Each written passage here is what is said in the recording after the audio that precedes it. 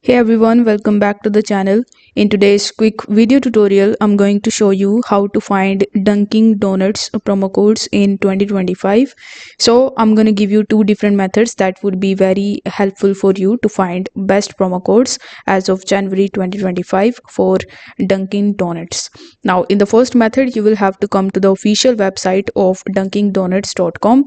Now, over here, you will see a bunch of different currently deals that are going on, like you can get free food and drinks. So on the home page you just have to scroll down a bit and try to find the latest deals and offers, like you can enjoy exclusive offers and redeem rewards starting at just 150 points, only $15 spent. So you just have to simply go ahead and read the homepage over here to find the best discounts and deals. In the second method, you will have to come to this website, that is coupons.com, where you will find coupon codes for different types of websites. Here you need to search for Dunkin Donuts in the search bar, and then you will be able to see the website.